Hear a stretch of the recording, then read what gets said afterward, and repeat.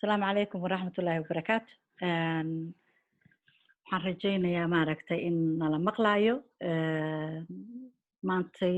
waxaan isugu nimid barnaamijkii Global Somali Diaspora ama qurbo joogta Soomaaliyeed oo loogu magac daray safka hore COVID-19. barnaamijkan oo marka ku saabsan iska warqabka bulshada Soomaaliyeed meel kasta ay ku nooshahay, siiba qurbaha. wadamo badan oo hadda naga horreeyeyna maaragtay ay xaaladahooda kaga sheekeeyeen. maantana doorkii waxay taagan tahay reer Norway. waxaa sharafiya ah in maaragtay dad bulshadeena qaali ku ah reer Norway ay maanta marti igu yihiin kulankan. waxaa aniga oo ah Lul Xasan Kulmiye, Lul Caraweelo, oo idin daadihin doona, kana mid ah maaragtay guddiga qurbo joogta Soomaaliyeed ama Global Somali Diaspora. martida maanta waxaa ka mid ah Dr. Cabdi Geelle, oo wax yar kadib isu kaya sheegi doona, Dr. Cabdirashiid Farxaan Cali Xalane, Saciid Maxamuud Cali oo asaguna maaragtay dhanka meediyaha ka socda. Farxaan waa qof maaragtay bulshada Soomaalida siiba dhalinyarada aad ugu fircoon wadankan, family ah, maaragtay xanuunkanina uu wajahay. asiga nooga sheekayn doono maaragtay dareenkiisa iyo wixii uu kala kulmay. waxaa kaloo nala jooga Dr. Cabdirashiid Cali Warsame. waxaan ku casuuman barnaamijka oo ayadana aan sugaynaa Dr. Ayaan Bashiir. waxaan rajaynayaa inay gadaal nooga soo biiri doonto. waxaa farsamada dhankeeda noo fadhiya Basi Basiri oo asaguna ka mid ah guddiga qurbo joogta Soomaaliyeed, laakiin hadda ku sugan London. inteena kaleeto reer Norway baan nahay. waxaa farsamada ayadana noo soo diyaarisay Mandeeq Xuseen oo ayadana maaragtay maamulka ka mid ah GSD. inta aan maaragtay barnaamijka horta aanan u guda gelin, runtii bulsho walba waa inay iska warqabto. bulsho aan iska warhaynin ama aan isu garab istaagin maaragtay waa bulsho baaba'san runtii. xanuunkani markuu dunida soo galayna reer Norway haddaan nahay aad buu noo saameeyey. hana saameeye ee maaragtay runtii bulshadana si fiican buu isugu duubay dhinac markii laga eego.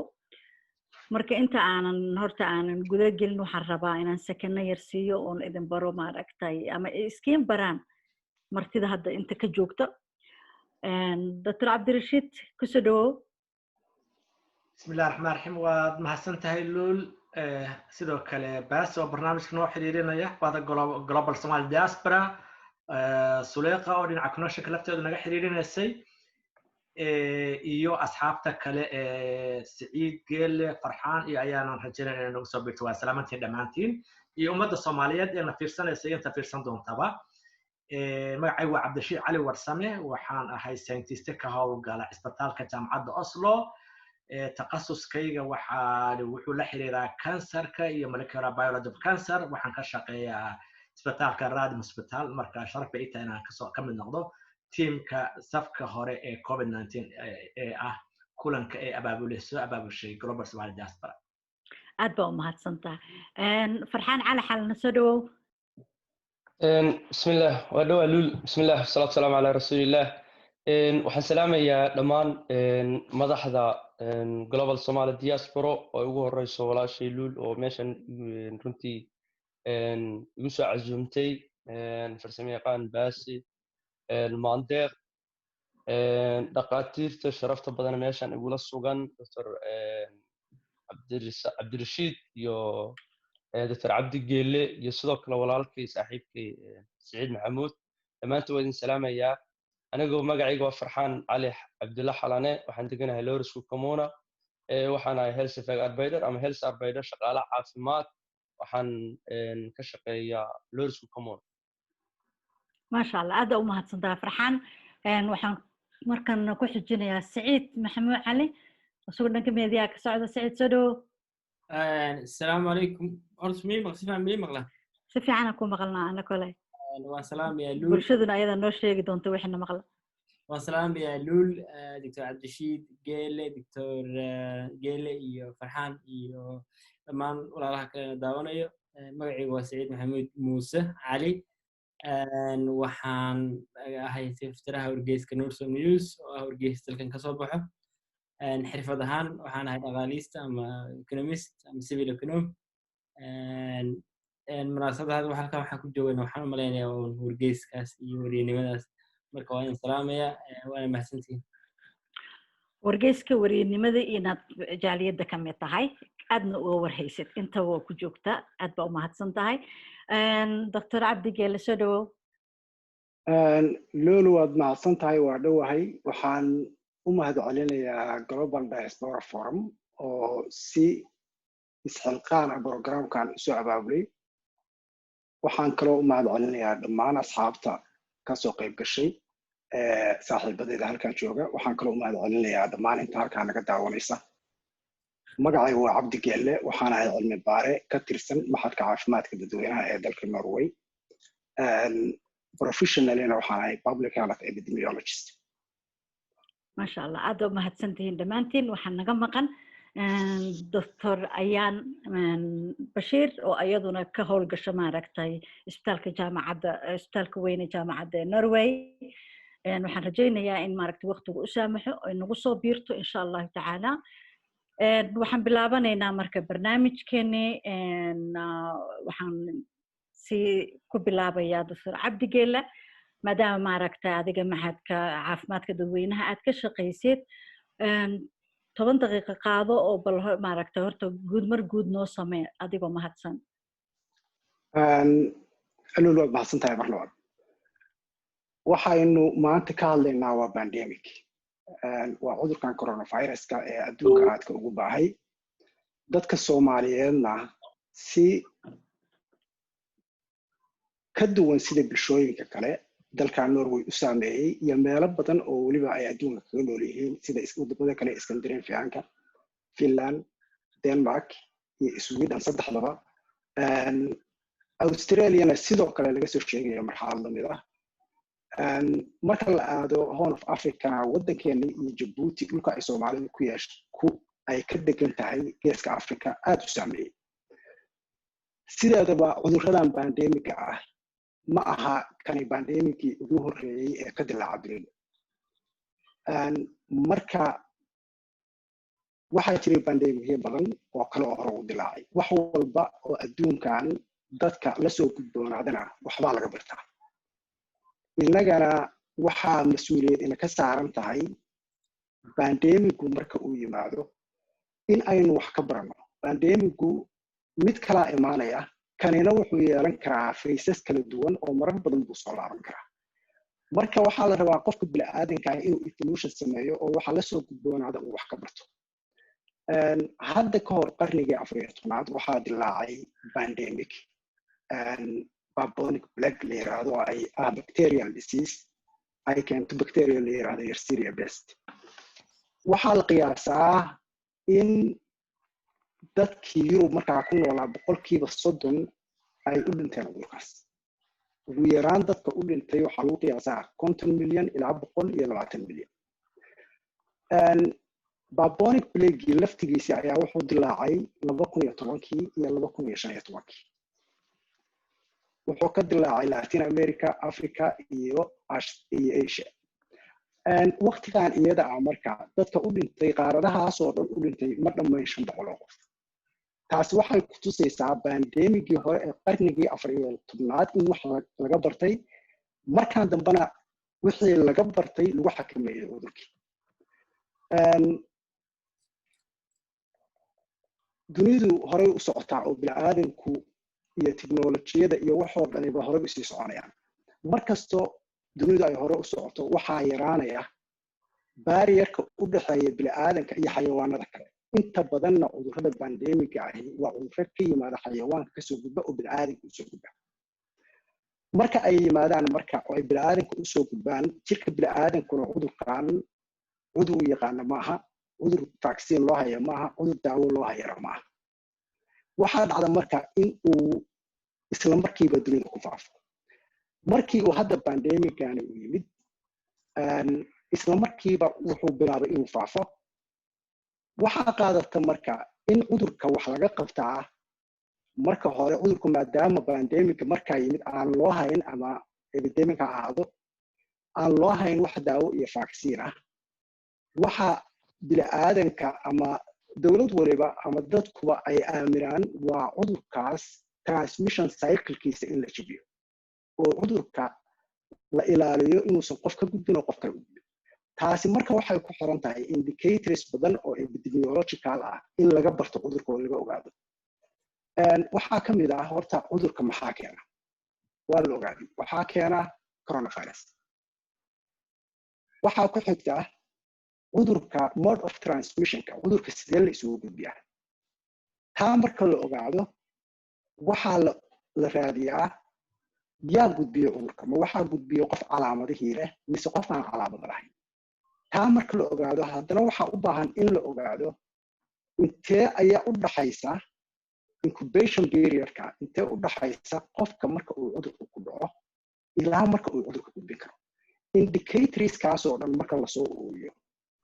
ayaa markaas waxaa la develop gareeyaa measures ama se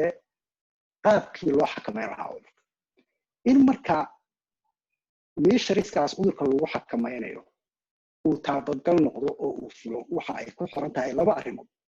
mid waxa weeye institutionka ama dadka gudbinaya warbixinta dadka u sheegaya inay yihiin dadkani ay aaminsan yihiin tan labaadina waxa weeye dadka oo leh health literacy fahansan ka hortagga cudurrada oo qaata awaamiirta loo soo jeediyey siday tahay u qaata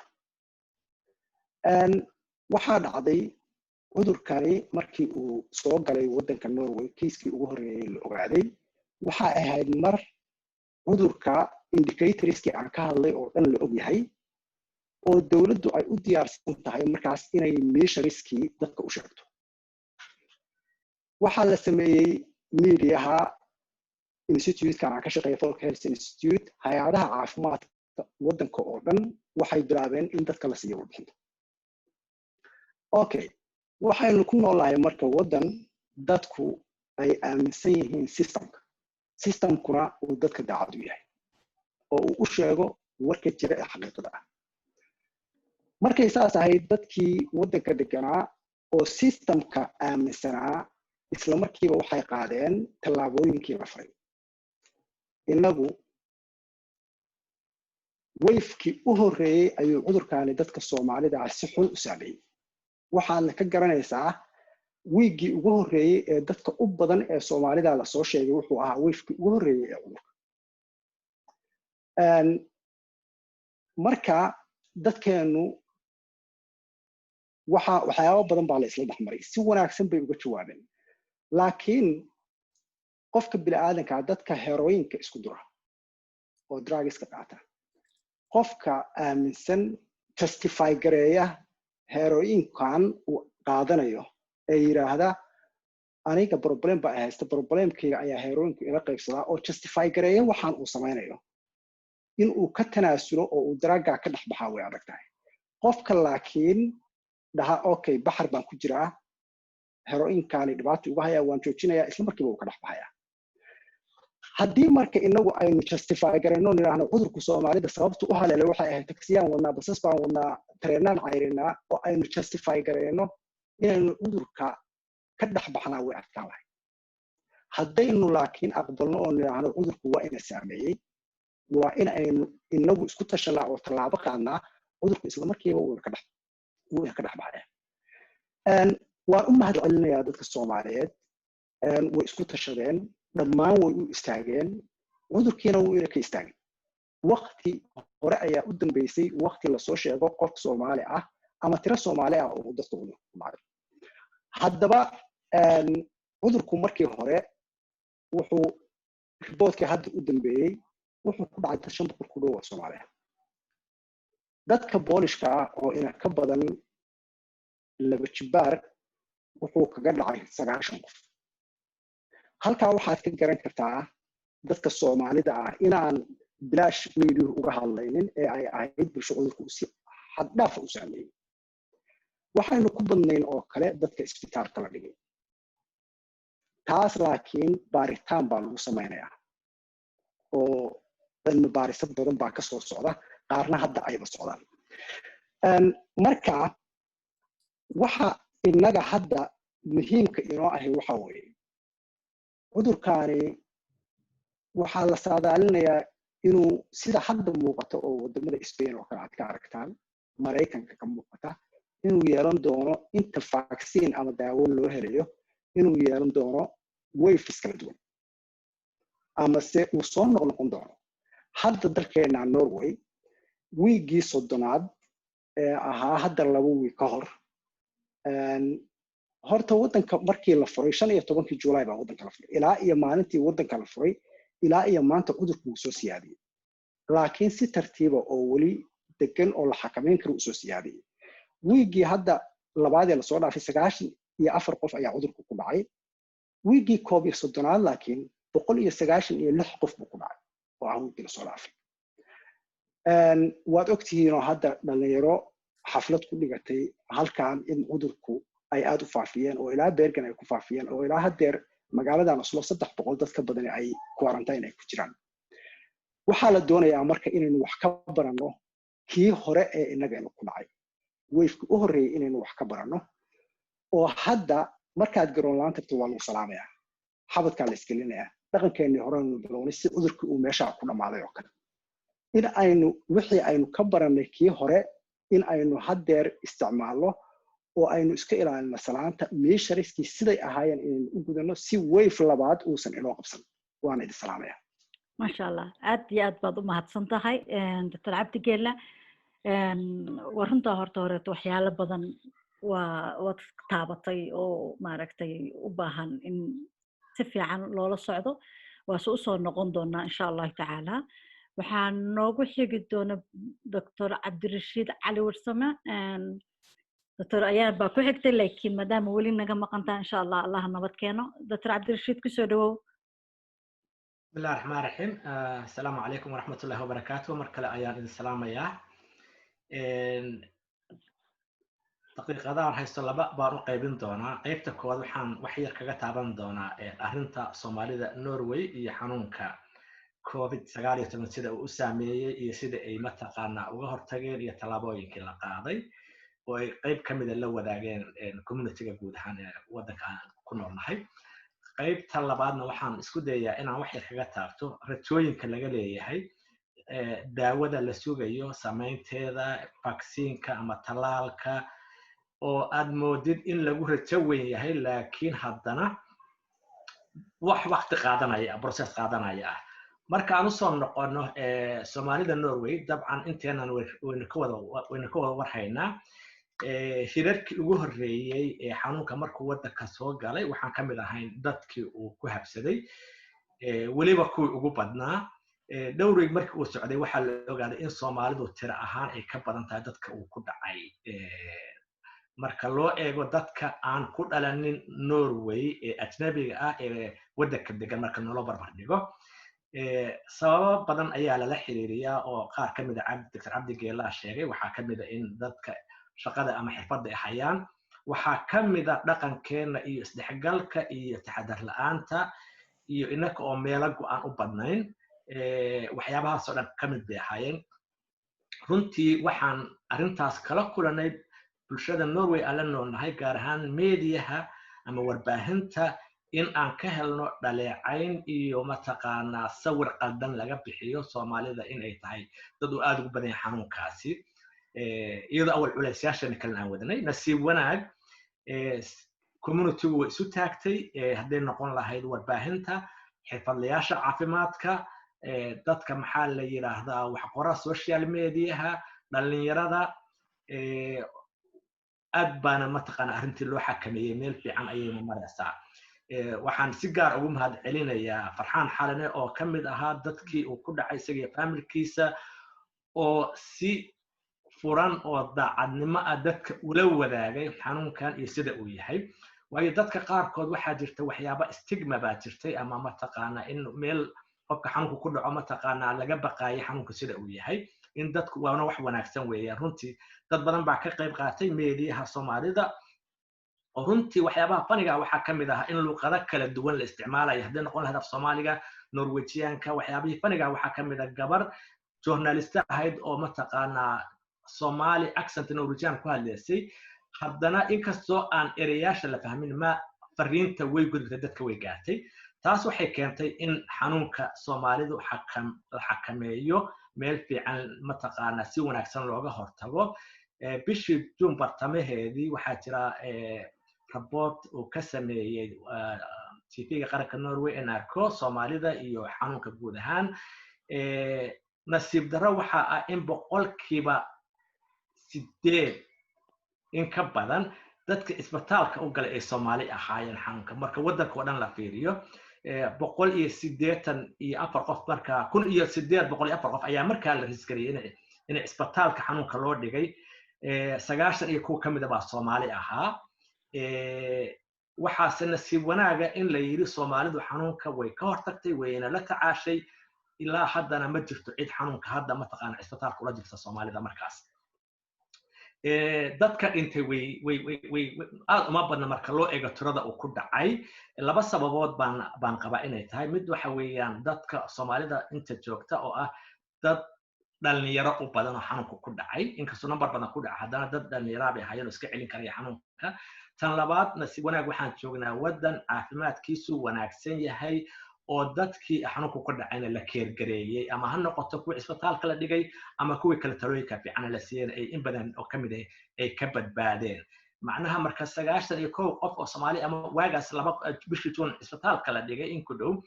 waxa laga yaabaa dhimashada Soomaalida kulli inta aan oga ama maqlahay waxa laga yaabaa osla 15 inay ka badneen oo dadkaasna ahay dad aan ama waayeel ama xanuun kala qabay marka Soomaalidu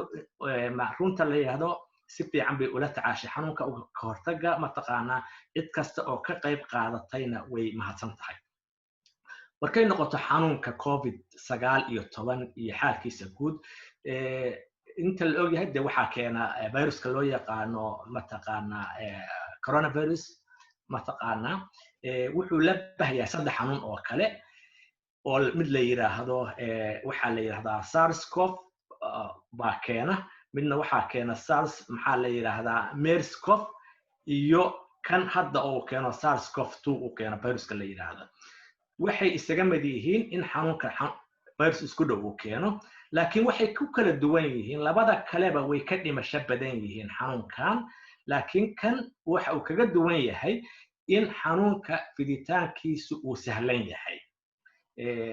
qiyaastii hadda wuxuu ku dhacay dad aad iyo aad u tiro badan adduunka marka la yiraahdo oo millions maxaa la yiraahdaa waxa uu lul waxa soo gashay ayaa marka aan dib malaha wado waa isla soconaa ayaan good marka percentage ama rate-ka dhimashada ee xanuunkan waxa weeyaan marka adduunka la fiiriyo waa 3.5 meelahaas labada ka horeeya oo mid kamid ah 2002 uu dilaacay midna 2012 mid kamid ah waa boqolkiiba 35 dadka uu ku dhacay laakiin dad yar buu ku dhacay kan wuxuu kaga duwan yahay dad badan buu ku dhacay laakiin nasiib wanaag dhimashadu ma badna oo boqolkiiba 4 celiskii meelahaas weeyaan wadankan aan joogno oo Norway waa 2.7 less than 3% weeyaan marka laakiin wuxuu kale oo ku xun yahay in xanuunku uu noqon karo mid aan calaamado lahayn oo aan waxba laga garanaynin boqolkiiba 20 ku dhawaad waa asymptomatic ama calaamado ma leh iyo mid xanuun dhib weyn keenaya oo severe condition qofka gelinaya oo ilaa boqolkiiba 10-15 ku dhawaad kaas qaybtaas ayaana wax dilaysa muhiimadda waxa weeyaan in xanuunka lala tacaalo saddex qaab oo ugu fudud ayaana loola tacaali karaa mid waa in laga hortago oo waxyaabahan measures-ka ama tiltaaga la sameeyay la raaco oo xanuunka meeshiisa lagu xakameeyo dadka uuna ku dhicinin kaas ayaana ugu wanaagsan in la joojiyo xanuunka fiditaankiisa labada kale waa in la sameeyo xanuunka lala tacaalo oo la sameeyo daawooyin ama drugs xanuunka calaamadihiisa yareynaya iyo in la sameeyo tallaal ama vaccine oo ah kan ugu wanaagsan oo marka laga reebo kahortaga koowaad oo ayna xanuunka meeshiisa uu joogo tallaal in la sameeyo labada dameba waxay u baahan yihiin waqti badan iyo dhaqaalo badan iyo ijtihaad tiro badan sidaas darteed tan ugu fudud waxa weeyaan in laga hortago xanuunka tallaabooyinka caafimaadka oo mataqaanaa bahda caafimaadka iyo mataqaanaa hay-adaha dawliga ah ay dhigeen in siday yihiin loo raaco taas waxaan la wadaagnaa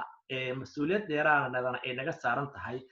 guud ahaan communityga kale iyo adduunkaba waana mid muhiim ah inaan arrintaas mataqaana aan xooga saaro markay noqoto daawo samaynta daawooyin badan ayaa la isku dayaa ilaa hadda waana wax aan la hubinin waqtiga ay imaan doonaan iyo sida ay u hagaagi doonaan rajada la qabo waxa weeyaan oo ugu muhiimsan waa in la develop gareeyo ama la sameeyo tallaal ama vaccine taas oo ah process qaadanaya waqti badan oo ah tallaabada koowaad design and production mataqaanaa in design and development in marka hore labka lagu sameeyo la develop gareeyo mataqaanaa vaccinekii kadibna lagu sameeyo maxaa la yidhahdaa xayawaan lagu tijaabiyo animal testing kadibna bini'aadanka lagu tijaabiyo oo dhowr phase ah phase 1 phase 2 phase 3 ama marxalado kala duwan lagu tijaabiyo kadibna lagu sameeyo qiimeyn ama evaluation kadibna la sameeyo maxaa la yidhahdaa large scale production in wax badan la soo saaro waayo bini'aadanka adduunka oo dhan wuu u baahan yahay waa in mataqaana wax badan la soo saaro mudan wan mida ku haraya marka taas tallaalka ayaa rajada ugu dhow ah wax meel fiican ayay wax marayaan laakiin waxa xaqiiqada markay tahay ma jiro wax timeline ah oo dadka ku shaqaynaya ay bixiyeen ilaa hadda waxaa la qiyaasayaa in tallaalka la ogaan doono dabayaaqada sanadkan ama bilowga sanadka dambe inuu shaqaynayo in kale kadibna marxaladaha kale loo gudbi doono waxaase muhiim ah in communitygeenu sidii mataqaanaa aan meesha aan xanuunka ku haynay halkaas una noo soo dhaafinin wargelinta iyo kahortaga tallaabooyinka kahortagana siday yihiin loo raaco weliba laga sii badiyo waayo dad badan baa qaba inuu qayb badan oo communityga ku dhacay aan safe nahay laakiin weli dad ah u nugul xanuunka inuu dhib u geysto ayaa jira waa inaan kuwaas ka ilaalinaa aan xoogana saarnaa wuxuu waa iska soo noqon doonaa laakiin hadda intaas ayaan ku soo gabagabaynaya waad mahadsantihiin aad iyo aad baa u mahadsantaha doctor cabdirashiid cali warsame waxaan nagu soo biirtay doctor ayaan bashiir ayaan muudka ka bax aad iyo aad baad u mahadsantahay inaad maaragtay waqtigaaga soo qaadatay waxaan ku leeyahay soo dhawow marka ugu horeyso bal bulshada na daawanaysa ama na daawan doonto haddii allaha awooda la idmo u sheeg qofka aad tahay horta aad baa iga noqdo technical problems baan ayaa maxaa igu dhacay oo telefoonkan in badan la xarbinayay waxaa la dhahaa ayaan bashiir waxaan ahay dhakhtarad magaalada oslo waddanka norway ka shaqaysa halkana kusoo kortay oo degan maasha allah ayaan waxaad ahayd maaragtay dadkii wacyigelinta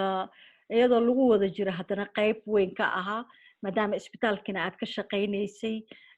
bal qaado daqiiqadahaaga ee nooga sheekee maaragtay adiga experiencegaagii iyo doorkii markaa aad ka qaadatay iyo sababaha aad uga qaadatayba horta anigu waxaan ahay dhakhtar waxaan ka shaqeeyaa hosbitaal oslo qarka u saaran oo dadka ugu weyn ase ummadda bulshada norway dadka ugu badan qaabilsan ayuu muxuu ahay ayuu yahay hosbitaalkaasi welibana qaybta ay magaalada oslo qaybaheeda iyo qaybta muxuu ahay lilstrom iyo lolsigi meelaha waa meelaha ugu ajaanibta badan hosbitaalkaas dadku mas-uulka ka yahay marka halkaasan ayaan ka shaqeeyaa anoo marka iyada ah qaybta xanuunada dhibirka ku jira ilan kolba qaybaa naloo diraa ayuu xanuunkani soo dilaacay soomaalidana aad ugu faafay runtiina naxdin badan na gelisay welibana markaan ka akrinay joornaalada dhakhaatiirta soomaalida ah ee wadanka Sweden degan muxuu ahay joornaalku soo qoray oo hadda yiri waan ka danqanaynaa walwal badanna wuu na saaran yahay marka la fiiriyo dadka soomaalida saamaynta uu ku leeyahay xanuunkani midda koowaad iyo midda labaad siday ula xanuunsanayaan qaarna ula dhimanayaan marka waxay dhaheen marka waxaan isnidhina keligay ma ahayn dad badan oo kala la hadlayay oo hadda dadkeena bulshadeena ah dhakhaatiir iyo dee ummad kalaba ha ahaadaane soomaalida Sweden degan iyo soomaalida Norway degan wax badan ay ku kala duwan yihiin ma jirto isku guryo isku noocyaan degan isku shaqooyin baan haysanaa isku wadamadana waa laba wadan hadda la isbarbar dhigi karo aad isugu egsa taas iyo waxaa kaloo dheeri ahayd isagayna weli soo bandhigin FOE nambarada iyo soomaalida inay saamayn dheeraada ku leedahay iyo in kale si inagiiba is-og oo la dhihi hebel baa dhakhtar la dhigay faamilkaasaa wada xanuunsan waa dareemaysa runtii xanuunkani ma si gaaru inaga inoo haysta waxaa kaloo deganahay xaafad oo sila ku taalo oo soomaalida aad ugu badan yihiin oo si xoog leh xaafadda biidalgam luushlo oo si xoog leh ay ugu raaftay marka waxyaalahaas oo dhan anoo la socda ayaan garan nala waxaan sameeyo runtii hadda shaqsi bilaadan ahoo civil ahoo iska shaqaystaan ahay oo yaan FOE baan la hadlay oo aan ku iri ayaan bashiir baa lay dhahaa waxaan dhakhtarada ka shaqaysa laakiin qof dee ay bulshada ka mid ah oo kale baan idin soo wacayaa hadda anigu oo soomaaliyeed hadda wadankana kusoo koray miyaad anagu waan walaacsanahay ka bulsho ahaan miyaad walaacaas nala qabtaan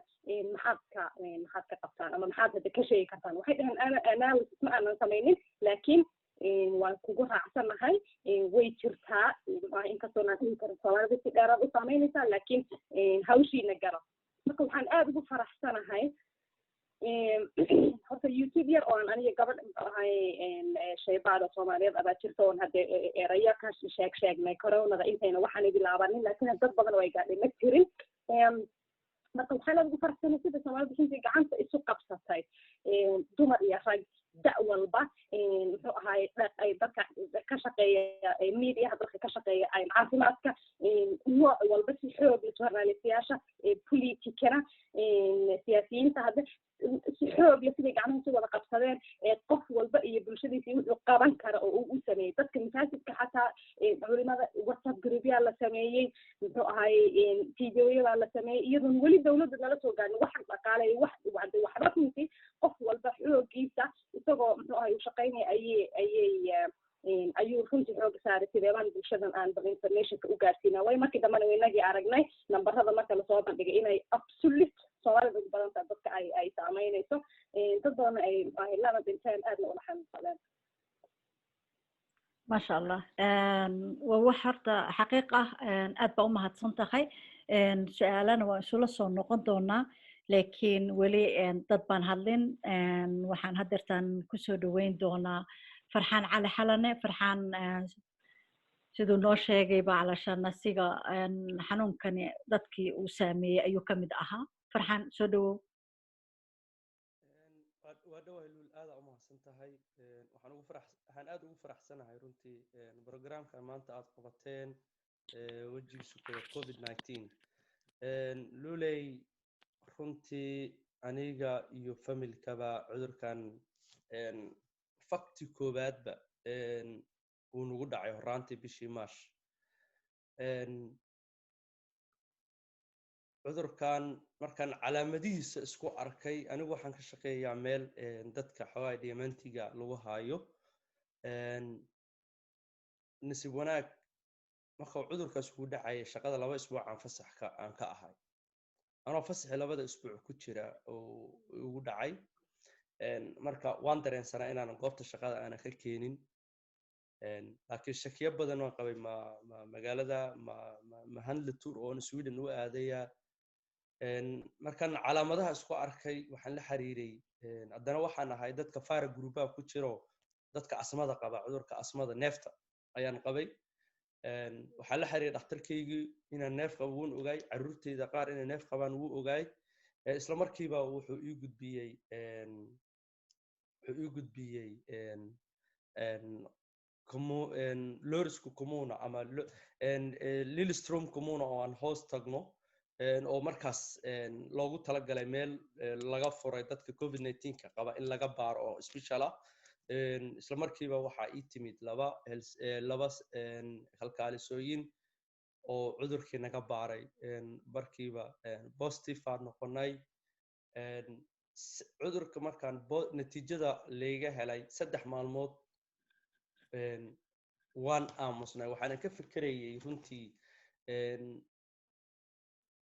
dad badan oo wacay calaamadihii aniga aan isku arkay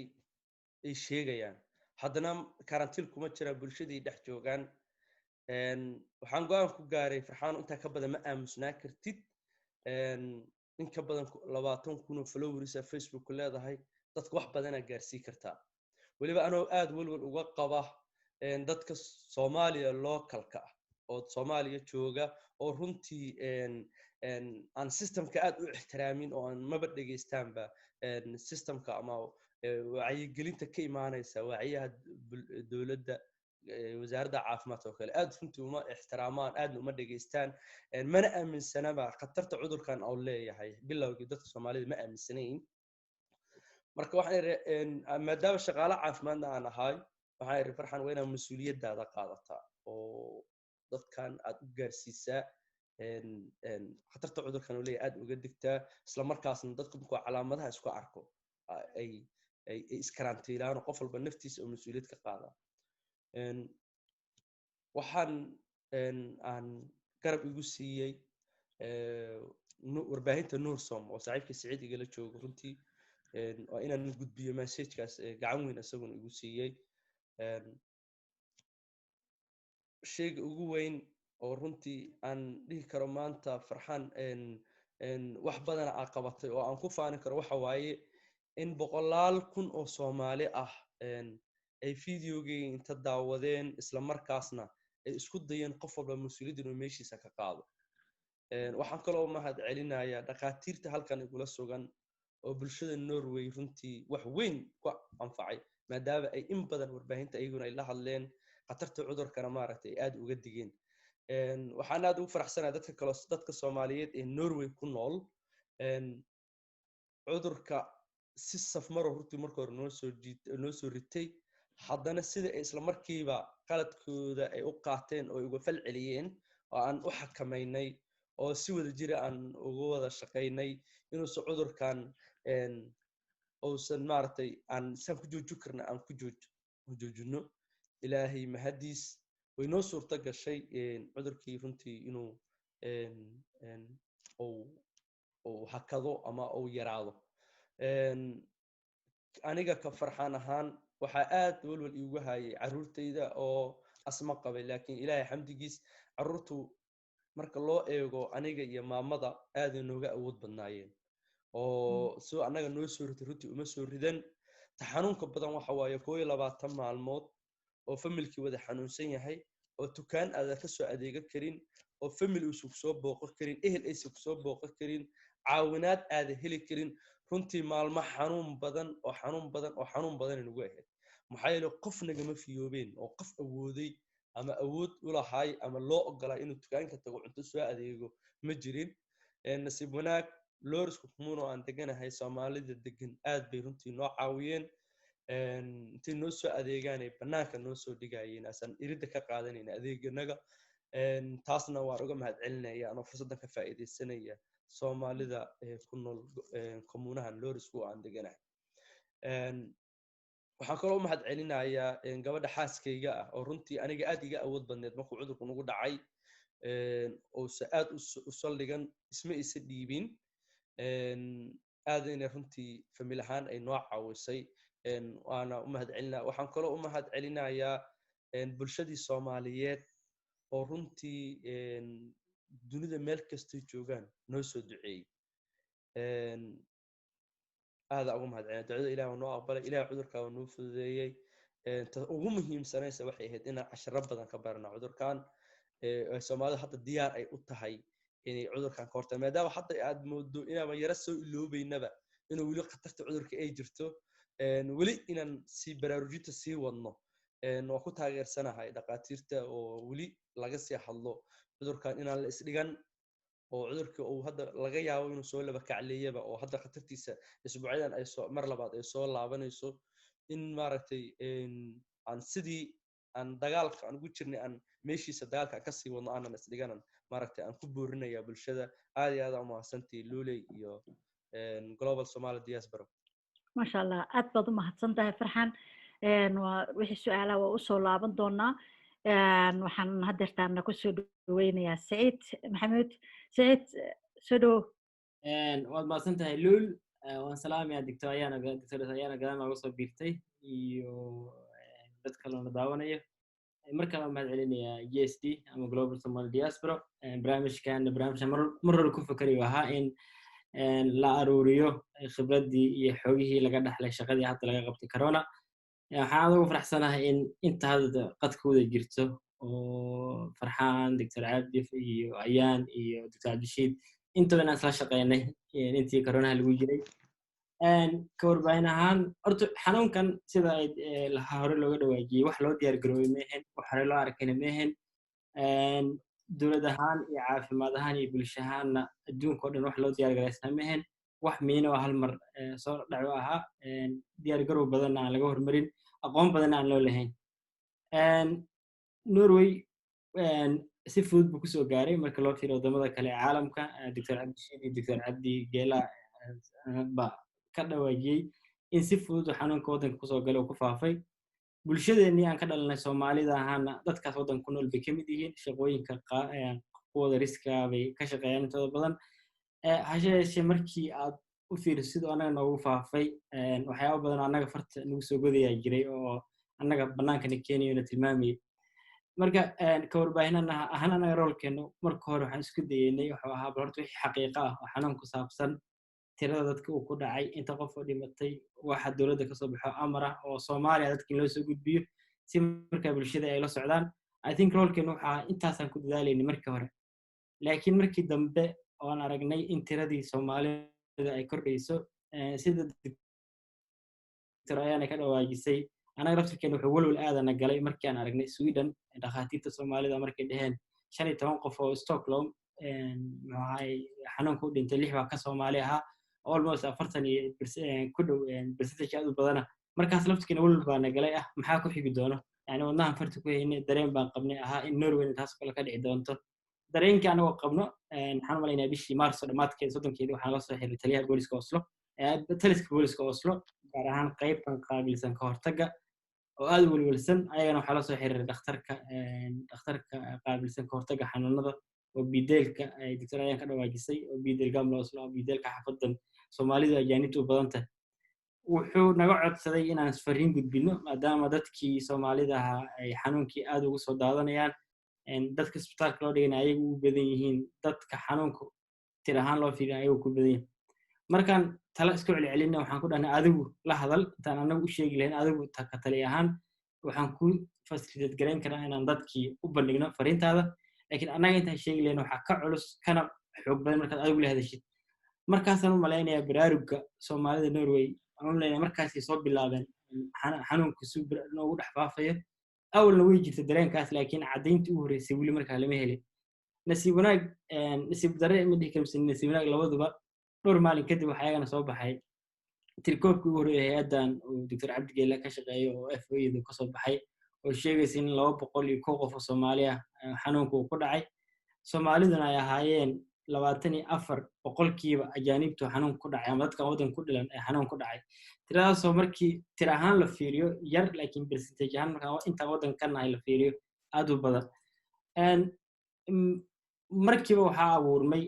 dareen kala duwan dadku siyaabo kala duwan bay uga falceliyeen qaar baan weli markaa rumaysnayn in dadka inuu xanuunka saas noogu dhex faafay markaas kadib waxaan go'aansanay in la helo dad xanuunku ku dhaco Soomaaliya anagoo raadinayno oo dhowr qof oo u bandhignay inay wareysaan ka qaadno dhowr qof oo anagoo aan ka warqabin xanuunku dhacay inaga diideen baa nasiib wanaag waxaan sahlay farxaan oo nin la yaqaana magaalada laga yaqaano wadanka laga yaqaano nin dhalinyaro active farxaan markuu yiri wareysiga aniga qaada uu soo bandhigay aan ka qaadnay wareysiga aan gelinay markaas baan is dhihi karaa waa markii ugu horreysay xanuunka lasoo fahmeeyey xajmigu Soomaalidu ku yeeshay aadna waa uga mahadcelinayaa Farxaan go'aan geesinimo loo ahaa in la helo qof dhaho anuu xanuunkii igu dhacay waana wax jiro dhab ah talabaad waxay ahayd marka in la helo dad Soomaali ah horta dadaalku uu badnaa anaga kaliya maanan ahayn waddanka Soomaalida ku nool dhakhaatiir ha noqoto dhalinyaro ha noqoto ururo ha noqoto siyaasiyiin qof walba meeshuu taagnaa uu ka dhaqaaqay wuxuu qaban karo qabtay nin video duubo nin article qoro nin booliska la xiriir nin hay'adaha caafimaadka la xiriir dadaalku aad buu u badnaa laakiin waxa maqnaa waxay tahay organizing maadaama xarun waxaan wax cusub nagu cusub ahay laakiin waxa ka sii fiicnaan lahayd in la helo meel waxaan dhan coordinate garayso oo isku qabato oo dadka marka delegation kala sameeyo adigu waxa qabo halkan waa laga hadlay halkan waa laga hadlay dawladda laftirkeeda dhaliilo badan baa markii hore loo jeedinayo ahaa sidii uga falcelisay ma aysan ku fikirin ajaanibta oo information ugu horreeya la sameeyay markii qaybtii koowaad inta badan wuxuu ku saabsanaa majority dadka waddanka ku nool waxaa la ilaahay group kale oo waddanka ah dadkan soo galootiga especially dadkan nugul oo ajaanibta akhriskooda iyo qoraalkooda uu san badnayn ama warbaahinta kale aan ku taxneen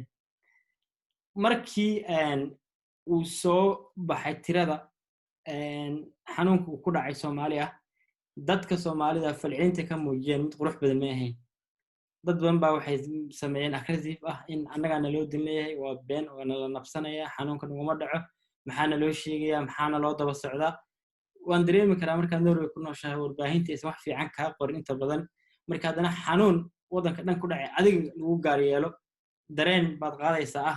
anaa la daba socdaa laakiin at the same time waxaa muhiim ah xaqiiqada ah in xanuunkan uu dhexdeena ku faafo Soomaalida marka la fiiriyo يعني إلا لقرت إنه حنون كانوا فافي at the same time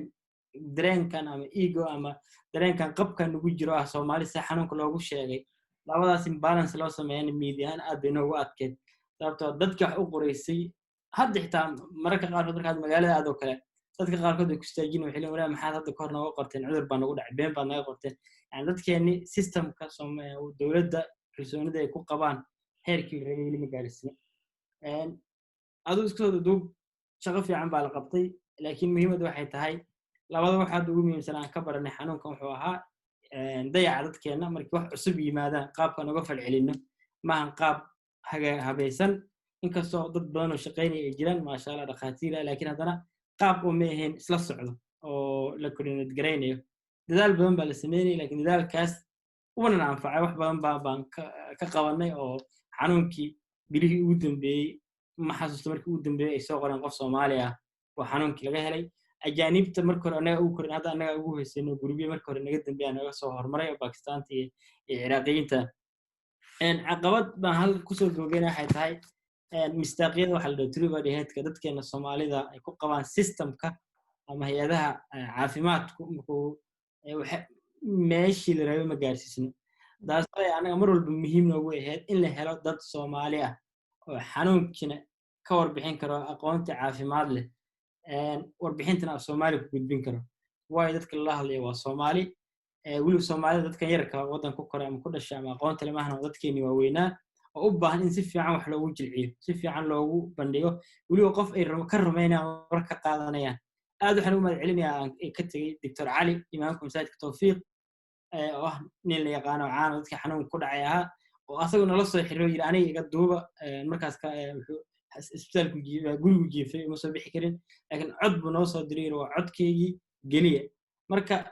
qof saas oo kala Dr. Ayaan ama Dr. Cabdi Geela ama Dr. Naadishiid ama dad dhakhtar ah oo waxaan laga hadlaynay yaqaano luqadan oo ku hadlayana ama dadkan uu la hadlayana inay fahmi karaan aad bay muhiim noogu u tahay anagana noogu ahayd sababtoo dadkan aan la hadlayno dad Soomaali ah waxaan u maleynayaa khibradihii laga bartay ahayd next marka labaad oo arrin noocan oo kale ay dhacdo in dadka hadlaya iyo nuxurka warka la sheegayo iyo sida loo agaasimay ay yihiin wax laga fakaro oo laga baaraandagay markasna dadaalku waa muhiim inuu joogto noqdo waxaan ku soo gabagabeynayaa xanuunkii sida hadda hore looga dhawaajiyay Norway hadda uu ku soo yara badbatay maalmahan xalayto ama 24 saac ugu dambeeyay dad gaarayay 80 iyo dhowr qof baa laga helay oo waddanka dhana aad buu hooseeyay maalmihii la soo dhaafay ama bilihii la soo dhaafay isbuucii la soo dhaafay laakiin maadaama hadda safaradii laga soo noqday maadaama wadamo badan oo xanuunka hore ugu dhex faafay Spain ama Faransiiska ama Italia dad ay ka yimaadeen waxaa laga yaabaa Dr. Cabdi Geele soo ka dhawaajiyay in xanuunku mar kale uu soo noqdo anaa marka ka faa'iideysanay khibradii aan dhaxalnay dhowrkii bilood la soo dhaafay markii koowaad ama awjii koowaad xanuunka in markan as a community ahaan Soomaali ahaan intaan u fadhiisano mar kale aan ka fikirno sideen annagana isku wacyigelin karnaa dawladdii iyo hay'adaha caafimaadkana oo nala samayn karnaa wada shaqayn annagoo hal yani annagoo si hagaajisan oo isku duuban isla markaana dadkeenii aan u wacyigelin karnaa waxaan u maleynayaa intaasan iga egtay wixii su'aale ama dooda dib baan u iman doonaa aad iyo aad baad u mahadsantahay Saciid aniga marka hore su'aalaha bilaabaya waxaan rabaa inaan su'aasha ugu horeysa weydiiyo Dr. Cabdi Geele haddii muudka ka bixi karo Saciid sida aad sheegtay calaashaan horaantii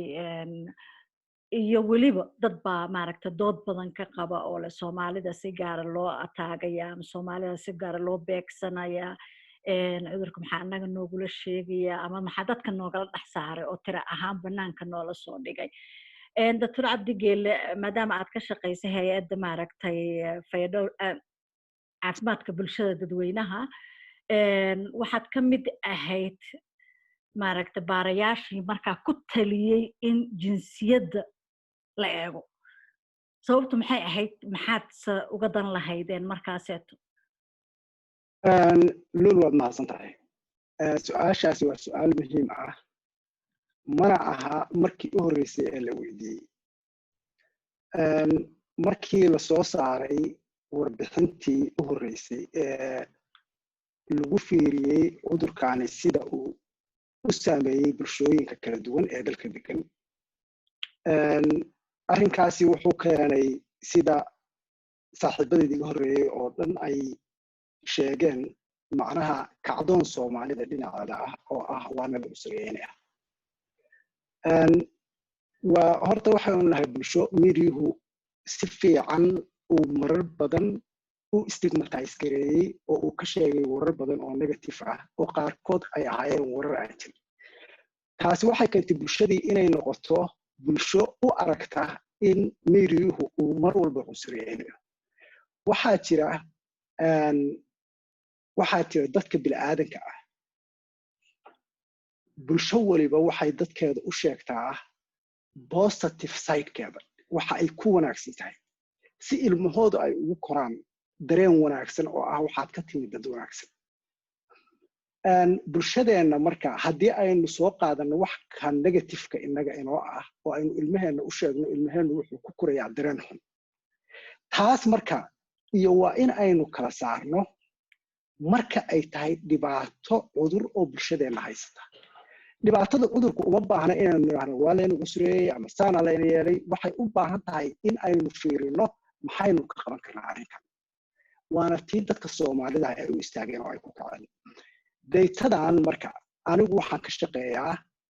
maxadka caafimaadka dadweynaha qaybta qaabilsan cilmi baarisaha cudurrada dadka soo galootiga ah mas'uuliyad gooni ah ayaa marka waxay naga saaran tahay dadka soo galootiga ah marka dadka soo galootiga ah haddii la yiraahdo Norway intaasoo cudurku ku dhacay 9,000 intaasoo ku dhacay taasi macno badan epidemiological point of view ma laha macno badan sababtoo ah waxaa la doonayaa in daatada lagu sameeyo waxa la yiraahdo stratification oo la ogaado cudurkaani yuu saameyn gooniya ku leeyahay yaa waayo dadka cudurku ay ku dhacayaan marka anaga mas'uuliyadeedu waxa weeye inaanu niraahno war dadka soo galootiga aan noo fiiriyo oo waliba waxaan noogu fiirisaan daldal sababtoo ah dadkaani waxaa ku jira dad badan oo aan luqadda aqoon waxaa ku jira dad badan oo sidooda kale vulnerable isku ah waxaa ku jira dad waddanka ku cusub waxaa laga yaabaa marka maanta oo dhan haddii la yiraahdo immigrantska dadka soo galootiga ah cudurku waa ku badan yahay dadka soo galootiga ah oo dhan inuusan ku wada badnayn ee kuwa gooniya uu ku badan yahay haddaan la soo saarin kuwa uu ku badan yahayna weligood bulshadaas ay meesha ku burburto oo ku dhamaato cudurka u dhamaato iyagoo aan la garan inay tahay waxa dhamaanaya bulshadaas taasi marka waxay keentay in datadii stratification lagu sameeyo loo analyze gareeyo ethnic Soomaali dadka ku dhashay Soomaaliya dadka ku dhashay Poland dadka markaas ay soo baxday cudurku inuu ku badan yahay dadka Soomaalida halkaas ayaa waxaa ka dhashay marka dadkii Soomaalida ahaana in ay u kacaan oo istaagaan cudurkii dawladdiina ay dadkii Soomaalida ahayd indho gooniyo ku fiiriso oo tirtaagyo gooniyo dadka loo sameeyo marka isku soo wada duub oo arrinkaasi wuxuu ahaa arrin institute-ka iyo dawladda iyo dadkeena badan ah loona sameeyay in ay looga faa'iideeyo bulshadan waa maasanta wayna muuqataa walaacaataba sababtoo markay tiradaas soo baxday ama ha noqoto in ka dagaalanta ama ha noqoto in xaqiiqda aragta oo markaaseeto howl gasha kolley dadkii dhan waxay noqdeen dad ficil galay marka waxaan u arkaa inay arrin wanaagsan ahayd shakhsiyan dad badanna ay ka faa'iideen maaragtay tirakoobyadaaseeto laakiin hadda sida muuqato cudurkii mar kale soo noqdaa laleeyahay safaradaana u sabab ah ayaan waxaa jira video aad duubteen haddaa muudka ka bixi kartid doctor ayaan oo aad markaaseeto aad ugu sharaxayseen dadka nadaafadda gacmahoo la dhaqo in ayna ahayn keliya gacmaha dhaq laakiin aad isticmaalayseen markaaseeto qalab muujinaya gacantii adigoo dhaqay in weli jeermiskii uu la socdo maxay tahay muhiimadda ay leedahay gacmo dhaqidda maadaama weli cudurkii aan laga bixin oo loo baahan yahay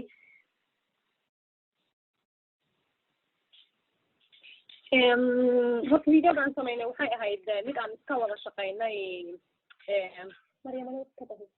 mid aan ka wada shaqaynay hosbitaalka Aarhus oo runtii isyaraha xilqaamay uu yidhi maadaama aan hade patient dir badan asa dad badan oo anagu aan mas-uul ka nahay ilaan hosbitaal walba muxuu ahay qaybo mas-uul ka yahay ma og tahay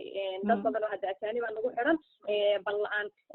maadaama adiguna halkan ka shaqayso maxaan idinku taageeri karaa ma idinka caawin karaa marka qalabku waa qalab hosbitaalka yaalo runtii waxaana ay muhiim u tahay hade faraha waa faraha meel walba lala galaa oo muxuu ahaaye in uun adoon saabuun ku dhaqin faraha hadaa wasada iska dhaqdo inaysan jeermiskii weli uu kusoo uu ku harayo oo maxaaha meelihiina lagu taaban wejiga lagu taaban sida hadda waan ugu samaynaya sida xoqayay marka in dadkiisa muhiimad ay arkaan waxaa jira dad yidhi macalinkaa nala barayaa faradhaq ilaa iyo maxaaha rasuulka sala alay salam sunnadaynada ay ahayd maxaa laga jeedaa yacni hadee dad xataa professorra oo dhakhaatiir annagaba faradhaqaasaa nala baraa runtii marka aad bay muhiim uta in laga baraarugsanaado oo mar walba banaanka ka timaado iyo hade dadka inta sidaas darteed baan tiri bal hala muujiyo oo meelaha inta badan hade suulasha iyo ukurada iyo faraha dhexdooda iyo meel walba in la gaadhsiiyo biyaha iyo saabuuntaba maasha allah waxaad u fiican waxaan rabaa Saciid inaan weydiiyo maadaama inkastoo meediyaha ka shaqeysa haddana maaragtay xagga dhaqaalahana maaragtay waxbarashadaada ah saameyn intee la ay ku yeelatay bulshada Soomaalida maaragtay COVID-19 xagga dhaqaalaha markay noqoto waayo saa ogtahay dadkeena badankood waxay ka shaqeeyaan shaqooyin daruuri ah laakiin haddana ganacsato badanaa jirto dukaamada maaragtay magaalooyin badan wadanka ku leh marka bal sawir naga sii taas hadaa naga siin kartid oo maasan tahay lul waxaa la dhahaa mushkilad walba waxay wadataa faa'iidadeeda dhibtan koronaha marka laga tago inuu Soomaalida aad ugu dhex faafay waxay muujisay dhinac kale oo Soomaalida ku wanaagsan tahay marka laga hadlayo suuqa shaqada waayo shaqooyinka ay Soomaalidu ka shaqeeyaan oo shaqooyinka criticalka aan laga maarmi karin ama aan joogsan karin ay ka mid tahay gaadiidka dadweynaha kale ama tagasida ama basaska ama ha noqoto dhakhaatiirta ama caafimaadka report ka soo baxay NAF oo ah xafiiska shaqada Norway bishii April dhamaadkeeda May bilowgeedii waxaa lagu sheegay in labada group ee Soomaalidu inay ahaayeen groupka ugu badnaa ee shaqeynayay intii lagu jiray koronaha xilligii coronavirus-ku dhacay suuqa ajaanibta halka Swedish-kuna ay ahaayeen groupka xilliga ugu yar shaqeynayay muddada koronaha lagu jiray waxaa lagu sameeyey Swedish-ku waxay ka shaqeeyaan shaqooyinkan adeega oo maqaaxiyaha noqoto ama meelaha baararka noqoto laga adeego halka Soomaalida ay ka shaqeeyaan shaqooyinkan criticalka oo aan joogsan karin basaska tagaasida taas waa dhan dhanka kale Soomaalida kaliya ma ahane dhaqaalaha guud ee wadanka ama suuqa shaqada aad u saameyn ugu yeeshay especially wuxuu saameynta ugu badan ku sii yeelanaya dadkii markii hore ay ku adkeed inay ka qayb qaataan suuqa shaqada waayo shaqo la'aanta Norway hadda aad u kacday marka qofkii shaqooyinka marka kuwa soo hara tartanku uu badnaanayaa fursaduna way yaraanayaan inkastoo dawladdu isku dayeysay inay waxyaabo badan oo tiltaaga ama tallaabooyin ay qaado si loo yareeyo shaqo la'aanta haddana markii adoo awalba suuqii shaqadii culays badan uu ka haystay oo qof nugul ahaa oo ajaanib ahaa marka haddana shaqooyinkii soo haray oo tirada yaraa dabcan inuu waqti bay qaadan doontaa inay sidii hore kusoo noqoto laakiin shaqooyinkii soo haray in loo galo tartan si kii hore ka adag taasna waxaa laga yaabaa soomaalida keliya maahan ajaanibta oo dhan ama gruubkan dadkan loo yaqaano mujtamac intiisa nugul inay saameyn ku yeelato walidaalika bay dowladdu samaynaysaa inay lacago tiro badan ku bixinaysaa in dadkaas marka loo sameeyo iskuulin cusub iskoole la geliyo koorsooyin loo furo luuqadii si fiican loo baro xirfado cusub la baro si markaa suuqii shaqada kan hadda jiray kan imaan doono loo baahdo ay uga qayb qaadan karaan ama ay u heli karaan awood ay uga qayb qaataan marka inkastoo weli aan lahayn data saxa ama tirakoob saxa oo ku saabsan sidee buu soomaalidu xanuunka ugu yeeshay suuqa shaqada marka laga hadlayo ama dhaqaale ahaan marka laga hadlayo laakiin fahamka aan ka haysana awoodda iyo aqoonta iyo tayada bulshadeena soomaalida Norway waxaan fili karnaa inuu saameyn ka badan bulshada inteeda kale nagu yeelan karo suuqa shaqada marka la dhaho dhaqaale ahaanna inuu saas oo kale nagu yeelan karo laakiin weli waa qiyaas iyo muxuu ahaay fikir guud laakiin lama hayo data saxa oo sheegi karto laakiin Norway kana si badan wadamada kale caalamka dawladdu waxay joogto dhaqaale badan haysato oo rabtay inay ku bixiso sidii suuqa shaqada dib loogu soo celin lahaa marka saameynta inay waqti dheer nagu yeelato يعني waxa laga yaabaa inay wadamada kale aan ka fiicnaano laakiin haddana waa mid meesha ku jirto u baahan in maskaxda lagu hayo in coronavirus caafimaad ahaan kaliya aan laga fikirin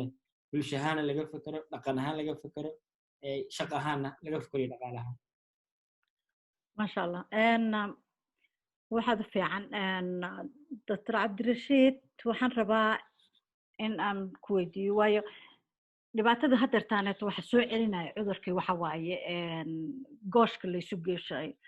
waayo dadkii xilli samaraha lagu jiraa inkastoo la xadiday safarada wadamada la aadayo xataa transiidyada meelaha lagu maraayo wadamada qaarkood sharuudana ay jiraan oo maaragtay dadkii laga rabo in ay wataan cadeyn ilaa 3 maalin gudaheed lagu qaaday saan malaynayo in ayna covid-ki ayna qabin si ay maaragtay wadanka kale uga sii gudbi karaan bulshadeennina maaragtay xilliga samarka iyadoo naftirkeeda kama duwana bulshooyinka kaleeto in aan safarro oo maaragtay booqashooyin aadno ama aan ka faa'iideysano xilliga safarka fasaxa lagu jiro waa ku wada mashquulsanahay marka maxaad maaragtay kula dardaarmi lahayd ama ogeysiin lahayd bulshada si maaragtay uga taxadiraan xagga safarada sababtoo wadankan aan ku noolnahay inkastoo July la kala furay haddana weli dood baa ka jirta iskoolada in dib maaragtay si sax ah loo furo iyo in maaragtay dib loogu noqdo kombiyuutaradii wax lagu dhigayay dood weyn baa ka socota safarka naftirkiisa la leeyahay maaragtay haddii una daruuri ahayn ha aadin soo dhawow bismillahi raxmaani raxiim runtii waxaa xaqiiqo ah in xanuunkani uu wax ka bedeli doono muddo dheer sida aan u noolnahay sida aan u dhaqanno iyo maxaa la yiraahdaa dhaqaale ahaan iyo siyaasad maahan wax badan inuu nolosheena ka bedeli doono waxyaabaha la saadaalinaya waxaa ka mid ah in uu soo bixi doono wax la yiraahdo maxaa la yiraahdaa covid pass ama maxaa la yiraahdaa health passport kaasoo ah in mar kasta socodku uu xadidnaan doono qofka meesha uu tegayo looga baahnaan doono in qofkaas haysto document la xiriira inuu caafimaadka xanuun ku dhacay inuu ka caafimaad qabo inuuna ku dhicinin markay noqoto teena Soomaalida waa muhiim meel badan baan tagnaa safarka waan jecelnahay adduunka meelo badan ayaa weli waxay yihiin hotspots oo mataqaana weli xanuunka ku fidaya kuna badan yahay waxaa muhiim ah in aan mar kasta ixtiraamno sharciyada u degsan mataqaana iska hortaga waxaa muhiim inaan dhaqankeena xakamayno tusaale baan idin soo qaadayaa dhowr wiig ka hor maalin sabtiga waxaan tegay waxaan tegay meel qada aroos ah arrinta faniga had waxay ahayd in dadkii markii inankii caruuska ahaa markii nikaaxi dhacay dadkii oo dhan way u imaadeen way salaameen hag iyo hab ayayna siiyeen way gacan qaadeen waxaana lagu dhahay inaad dadka salaantid weeyaan sida dhaqanka ah inankii salaantii buu dadka la dhex qaaday akhyaarta bannerka ku jirta qayb ka mida way ila joogeen mataqaanaa maxaa la yidhaahdaa qadadaas macnaha dhaqankii baa naga xoog batay waxaan hilmaannay tallaabooyinkii looga hortegaya xanuunka iyo fiditaankiisa annaka oo sideedaba inanka caruuskaa noo imaaday waana dhaqan wax dhaqan xoog badan weeye in qofka caruus ixtiraam ah marka inaan gacan qaadna noqotay nasiib wanaag rag ka mida asxaabta meesha joogtay ayaa waxaa ugu jiray sanitizer jeebka ugu jiray waanu isticmaalay marka meesha aan tegi doono hadday noqoto africa hadday noqoto wadamada kale xanuunkii weli wuu jiraa wuuna socdaa weliba inuu soo laba kacleeyo waxyaabaha kale inuu hadda soo batana waxa weeyaan waa isu socodka waxaad ogtihiin maxaa la yidhahdaa doonida hortigrutabatan oo meesha mataqaana inay ahayd safarkaba ayaa fudeeyey inuu ilaa 69 kumuuna ay sii dhex marto inuu xanuunka qaadsiiyo meelaha la isugu imaanayo getugada aroos ha noqoto maxaa la yidhahdaa socializing kale ha noqoto markasta inaynu maskaxda ku hayno inaan dhaqankeenna xakamayno oo markasta mataqaana hadday noqoto guryaha asxaabteeda markaan tegayno meel kasta inaan markasta maskaxda ku hayno in xanuunku weli jiro dadkeennuna weli in badan oo u nugul ay jiraan xanuunka oo aan mataqaana kala tacaano waxaa muhiima maxaa la yidhahdaa videoga ay Dr. Ayaan iyo saaxiibadeed sameeyeen oo gacmo dhaqitaanka runtii wuxuu ahaa waxyaabaha igu saamaynta badnaa oo u baahan in dadku la socdaan waxaa jirta video kale oo Dr. Edna Aadan ay samaysay oo I think WHO ma maqaan meel bay kaga hadlaysay oo maxaa la yiraahdaa waxay isticmaaleen English in quality saban xusta waxay leedahay don't wet your hands wash your hands gacmaha inaad dhaqdid weeyaa ha qoynin gacmaha dhaq iyo mataqaana marka wuxuu u egyahay ta Dr. Ayaan iyo sameeyay dadku gacmaha ay dhaqaan sanitizerka ay jeebka markasta ku wataan isu socoshada markasta ay xadidnaato waxyaabaha xanuunkan uu keeno oo ugu dhib badan waxaa ka mid ah in xanuunka uu dadka uu ku dhacay uu ka dhigo isolated isbitaal hadday ka galaanna ay kasii daran tahay taas waxaan qabaa inay muhiim tahay inaan maskaxda ku hayno oo uu jiro trust macnaha in dad badan baa isbitaalka teginin waayo qofka isbitaalka wuu ku keliyeysanaya dadkii ma soo booqan karayaan haddii lagu sheego laakiin waxaa muhiim ah in qofka xanuunka ku dhaco mataqaana inuu isbitaalka tago si loola tacaalo oo haddii uu u baahdo oxygen wixii ka mid ah in la siiyo oo systemka aan aamino aan trust garayno waa muhiim marka isku soo duub oo weli xanuunka wuu jiraa dadaal badan baa nolol ka baahan yahay hadday noqon lahayd meediyaha hadday noqon lahayd community guud ahaan hadday noqon lahayd bahda caafimaadka iyo cid kasta in mar kasta aan dadaalka sii badino si xanuunku noogu soo noqonin waa mahadsantihiin aad u mahadsan tahay adigun ku dheeraanin oo haa iyo maya keliya markan ka dhigaya ma dhici kartaa adiga transit in transitkii lagugu xanimo maadaama aadan caddayn karin cudurkan inuu kugu dhacay ama aad qabtid ama aadan qabin waxaa dhici karaysa ugu yaraan mararka qaarkood meelaha aad transit ku tahay iyo meelaha aad tegayso in aad ku xanimatid oo lagu yiraahdo marka ugu yiraahdo waa inaad bixisaa lacagta testiga oo mataqaanaa oo qaadan karta 24 saac ilaa 48 saacadood ayaa macquul ah haddii aan karantiin lagu gelin taasina waxay sii sababi kartaa alsha tigidka wadata hadduuna ahayn tigid la bedeli karayo wax inaad haddana maaragta tigid la-aad noqoto diyaaradaadi misgaraysid oo meesha aad ku xanibantid sababtoo dadka qaarkiis dad reer tabareed ay noqon karaan maaragtay aan markaa awoodin inay tigidho dhowr nooca iska dabagadaan oo maaragta ugu talagalay malaha halkaas tigid kadibna nooligoodii sita marka bulshada kolley waxaan kala dardaarmaynaa inay maaragtay si fiican uga warhayaan ulana socdaan safar ayna ogeyn waxay kala kulmaayaan ayna iska gelin waqtigii wuu naga soo gabagaboobay marka ugu dambeynta waxaan rabaa hal daqiiqo inaad qaadataan farxaan aan kuugu hormariyo adiga oo markaas aad ku soo gabagabaynaysaan wixii aragtidiina ah iyo waxa aad rabtaan inaad maaragtay uga tagtaan bulshada hadeertaan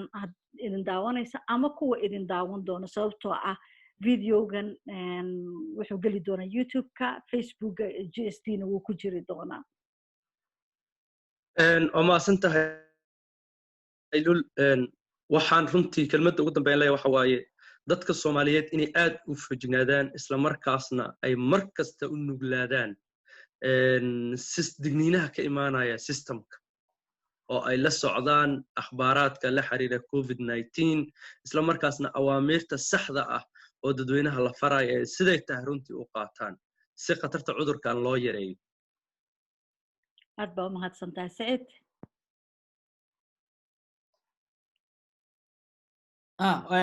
waa mahadsan Farxaan iyo Luul iyo dhammaanteen sidaan hadda hore u sheegay waxyaabo badan baan ka baranay fayskii labaad ee xanuunkan hana ugu badnaatay inaan marka la fiiriyo organisationkeena iyo qabanqaabada abaabulkeena qof oo si gaarkiisa wax fiican u qabanayo laakiin ay naga maqan tahay midii isku keenistii awoodahaas kala duwan si awood weyn u noqdaan. waxaan u malaynayaa lixdeena halkan ku jirto iyo Luul markii la isku daro iyo Geesti markii la isku daro intaas saddextaa isku tagaan oo wax sameeyaan oo hal meel laga coordinate garay ay sameeyaan ama cidii kale oo la kaashan kara la kaashan lafskeeda waa bilow. waxaan ka wadaa wax badan baan qabanay wanaagsan markii hore la soo dhaafay resultaatkeeda iyo maxsuulkiina waa aragnay. markan labaad haddii xanuunka sidii hore ama uu soo bato bulshadeennana uu si gaar ah ugu soo bato inaan kasii feejignaano. waxaa kaloo muhiima waddanka jamco kaste wasiirada dowladda waxay qabtaan shir jaraa'id xafiiska dowladda ay ku qabtaan live warbaahinteena iyo meel kalena waa kala socon kartaa inaad update noqotid oo xanuunka wixii kusoo kordho caafimaad ahaan iyo talo ahaan iyo sharci ahaanba inaad tahay qof ka warqabo oo maxaa la yiri maxay tiri sheekh hebel muxuu yiri inaad ka baxdo adigu laga haday macallin ku ahaadaan. waa mahadsantiin. aad baad u mahadsantahay Dr. Ayaan soo dhawo.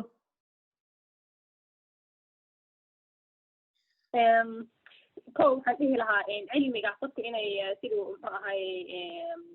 horeba ay wiilasha ka dhawaajiyeen dadku inay cilmiga xaqiijiyaan oo cidda cilmiga ka qaadanaysa inay tahay dad wixii muxuu ahay haddee aad ka qaadan karto oosan dhihin sheekh hebel baa yidhi toon iyo wax isku shiilo oo markaasaad ku caafimaado oo dadku ay guryaha kula dhimanayaan.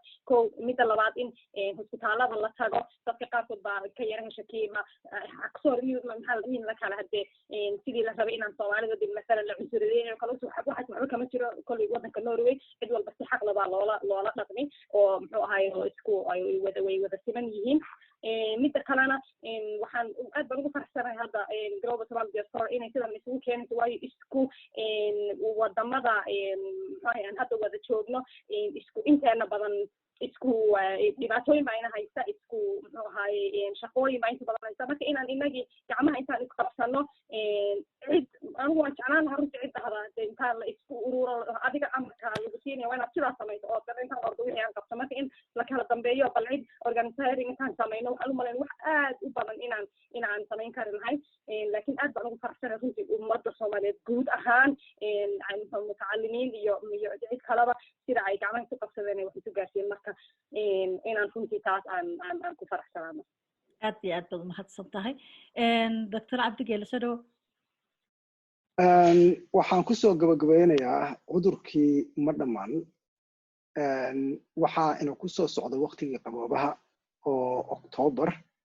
oo sida caadiga uu dilaaco influensaha caadiga ah. waxaa aad iyo aad loo saadaalinayaa oo looga cabsanayaa in coronavirusku uu aad u barto waqtiga iyada ah in aynu mar walba aynu updated nahay oo week walba institute-ka Folk Health wuxuu soo saaraa warbixin inaynu warbixinta la socono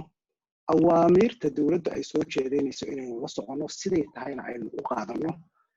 ummadeennana inagu sidii aynu dadaalka u samaynay ee aynu cudurka uga hortagnay inaynu inteena mataqaanaa ama mediaha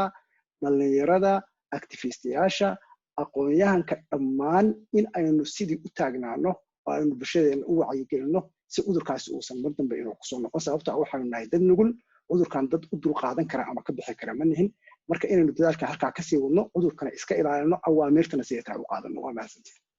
aad baad u mahadsantahay cudurkan dad nugul baan nahay markaan leedahay reer Norway ahaan calaashaad waxaa nagu yar ilmaha iyo waayeelka soo ma dad nugul baan nahay markaan ka wadno aan leeyahay waxaan ka wadaa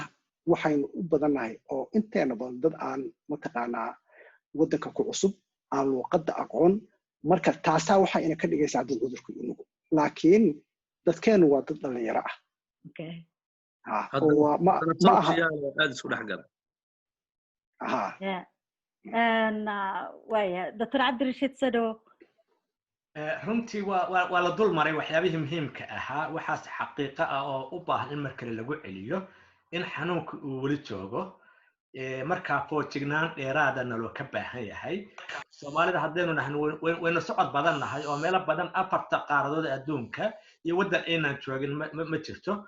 dad waxaan ahay very social oo qaraabada booqdo oo mataqaanaa gacan qaadka iyo mataqaanaa waxaas mataqaanaa waxay ka mid tahay qayb ka mid ah dhaqankeena marka waa muhiim in aan arrinta xanuunkan aan sida aan hadda wax uga baranay in aan wax uga sii baranno aan ka hortagiisana halkaas ka sii wadno waxaan ku raacsanahay in la helo platform wanaagsan oo arrintaa ka shaqeeya dabagala oo isugu jira mataqaanaa dadka activistayaasha ah meediyaha dadka caafimaadka iyo cid kasta siyaasiyiinta maxaa la yidhaahdaa maansayahanada iyo dadka sugaanta in si wanaagsan mataqaanaa hawsha halkaas ka sii wadno waan mahadsantihiin aad iyo aad baad mahadsan tahay waa xaqiiq maaragtay haddii aan la isku xirayn in kala daaf faaruqaas maaragtay faraaruqa lagu jiro uu qayb kasii noqon karo maaragtay dhibaatada bulshadeena gaari karta global Somali diaspora waxa waaye waddan kasto ay joogto ulajeedku ayada dhanba aaskeeda ayaa tiirarkeeda tiir ka mid ah wuxuu ahaa maaragtay iska warhaynta iyo in khibradda la kala qaato oo maaragtay wixii la isdhaafsan karo la isdhaafsado la arko wixii u faa'iido ah waddankan waxaan u faa'iido ahayn waddankaas wadamo badan oo maaragtay horey uga hadlay sida haddeertaan reer Norway aan uga hadlayno khibraddeena iyo wixii maaragtay na soo maray ayaa jira aad ka helayso YouTube-ka ama Global Somali Diaspora horo socod haddii aad Facebook ka raadisid waxaan idinkaga mahad celinayaa dhammaantiin maaragtay sida sharafta leh ee waqtigiina aad u soo horteen iyo baraarujinta aad maaragtay bulshadiina siinaysaan cilmiga aad la wadaagaysaan iyo weli inay tahay dardaaran oo ah mid weli loo baahan yahay weli kamaanan bixin maaragtay dhibaatadii na haysatay adduunku kama bixin soomaalida keliya ma aha oo weli wax taagan insha allahu tacaala ilaahay ha naga dhigo kuwa maaragtay ku cibro qaata maaragtay ku dadaala iskuna xiraada insha allahu tacaala adinkana waxaan idin leeyahay aad iyo aad baa u mahadsantihiin waxaan kaloo si gaar ayagana ugu mahad celinayaa maaragtay ama asiga ugu mahad celinayaa baasi sheekh oo maaragtay xagga farsamada noo fadhiyey boorkana igala mid ah oo haddeertaan maanta noo saamaxay asigu London uu fadhiyaa laakiin inteena kala reer Norway ayaan nahay marka waxaan idin leeyahay dhammaantiin aanan mid idiin soo qabanaynin aad iyo aad baad u mahadsantihiin maalin wanaagsan